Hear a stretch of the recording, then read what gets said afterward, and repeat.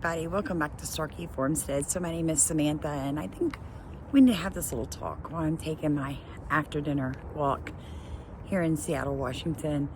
As we end this trip and we start wrapping up to head back to South Louisiana, there's something that I feel like, I don't know, you guys, I don't know how to say it other than I'm kind of shocked. So recently I've done a lot of traveling in 2024. Been to Maui, been to Florida, been to Mississippi. Now I'm back in Washington for my second trip. And there is something going on in this country that a lot of people who don't travel a lot or live in rural areas, you're not seeing it, my friend. America isn't really America anymore.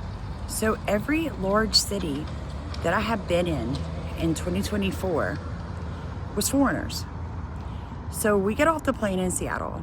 We go to the nearest Walmart. Not one person in that store spoke English. None of the people working the registers. The guy checking our receipts couldn't even tell us what he wanted to check, so we didn't know what he was asking us. We weren't trying to be rude. He just could not speak a lick of English. All the different places we've been to Washington, right? We went up to Stevenson's Pass. We went all the way to Leavenworth. We have been to a couple of different museums. We've walked around. 90% of the people in all of these places were foreigners. And I looked at my husband and I said, why are there no Americans? Like, why am I not hearing English being spoken in any of these places that we're going? And he said, Sam, Americans are struggling.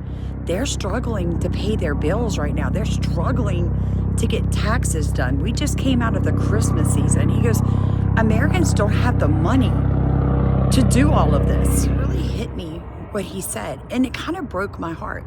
How can this be America when Americans are footing the bill, yet they can't do anything that their money paid to build? Because trust me, a lot of the places around here, these museums and these skiing lodges, they're all getting tax breaks and money from the government, all these parks. They're being run with your tax dollars, yet to get in them and to park to do them is astronomical. Yet everywhere I looked, Hispanic and Asian. And I'm just standing around, I'm looking around, and I'm like, wow. Like, I feel like a foreigner in my own country once I leave my little bitty town in Southeast Louisiana. Like, I'm looking around in the Walmart. I noticed one black gentleman, two white gentlemen. There wasn't a white woman or a black woman in that Walmart. Not one. Not one. They were all different ethnicities.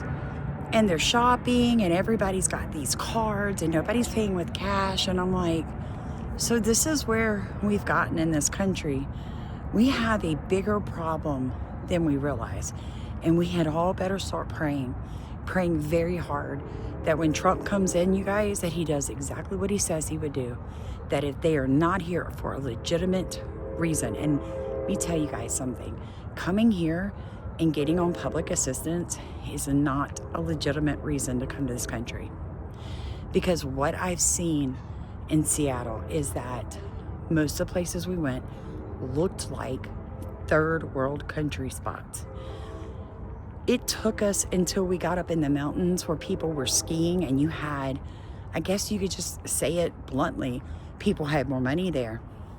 Those bathrooms were semi-clean, but I didn't see a clean bathroom until then. Everything is locked up. Bathrooms, you have to have codes to get into them. There's so many homeless people. Now I saw a lot of white people homeless. I saw a lot of black people homeless. Didn't see any homeless immigrants. Nope, not a one. And it just really hit home that we are losing our country.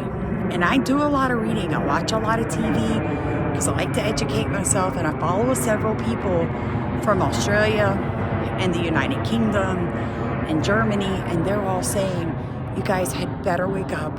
We have lost our countries. Like, we are the minority in our country. We're footing the bill. All these immigrants are living it up. And if you guys aren't watching those YouTubers, those TikTokers who are following some of these immigrants with how much money they're getting, the partying they're doing, those people don't belong here. They're not going to bring anything to the table. And I'm so sick of hearing people say, well, we just need to, the H-1B visas, really need those workers. No, we don't. I'm up here helping my daughter settle into college. There were kids walking around with backpacks on, and we would ask them a question. They didn't understand us. And I looked at my husband and I said, how can they be going to an American school and they can't understand English? How is that happening? I mean, I get helping people and all this, but there comes a point that when you're going to go to a foreign country, know the language. Seriously. Maybe it's just me. Maybe I'm just worn out, because I am. Maybe I've pushed very hard this week trying to get her taken care of, and I have. But I cannot wait to get out of the state. Not joking. I'm not joking. I feel like I'm in a foreign country.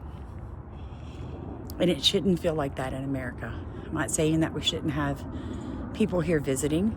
And I'm not saying that we shouldn't have people here on student visas. And I'm not saying that we shouldn't have immigrants, because that's how we all got here. What I'm saying is, what I'm seeing is not an immigration. It is an infiltration. It is a takeover without a shot being fired. And I truly believe in my heart, probably 70% or better of the American population is in their little bubble, doing their little thing. They haven't been out of their state or their town in so long that they don't even realize it's happened. But even when we went to Forks, Washington, basically as high up as you could get in the state of Washington in the United States of America, one of the ladies checking us out in the town said, we're being replaced. Because I was like, wow, you guys have so many Hispanics here. She goes, yeah, they just keep sending them. That's the upper north part of America. And that's what they're doing. They're catching them at the border and they're just dispersing them. It's going to be impossible to remove these people. They have no trouble and no worries at all getting on food stamps, getting on Medicaid, getting their kids into free public education, but they've never paid a penny into the system here. They're getting housing. They're getting it all. While you and I are sitting here thinking, wow, it's the end of the year. Now I've got to get my money together for federal taxes. I don't know. I don't care if it makes people mad at me.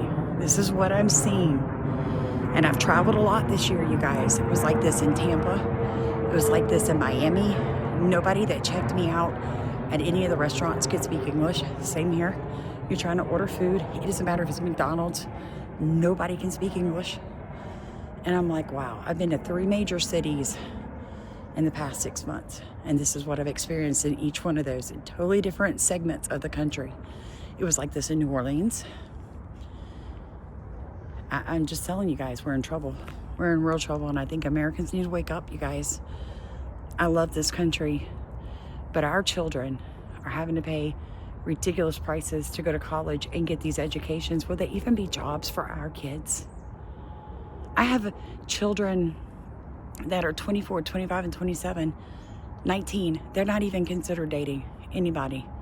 Marriage is nowhere on their list of to-dos because they can't even afford to really get out of mom's house for very long. This is not the American dream that I grew up thinking our children were going to have, folks. And if we don't stop having people guilt us for speaking truth, we're going to lose this country if we haven't already. Because you've got ex-military blowing stuff up. You got people, they're ISIS, 3 of them, Idaho, New Orleans, Vegas, and then you had the attack in New York. I mean, people are disillusioned. The government's been doing all kinds of stuff with MK Ultra in public schools and military for so long. So we don't know if what we're looking at is a psyop or if it's a red flag event. We don't know if it's true or they're lying to us, but I can tell you this. I'm not lying to you. Every airline I have flown on this year, from United to Southwest to Delta, at least a fifth of the people on that plane did not speak English and probably did not pay for their tickets, but you paid for it and I paid for it. So I'm just saying, either we sit down as a country and really try to figure this out, or we just say goodbye to the American dream, and our kids will be living in poverty while third world countries come over here and lord it up over us. And that is the truth, folks. I don't know how else to say it, but just to say what I've experienced for 2024. It has not been pretty, and Sam is ready to go home.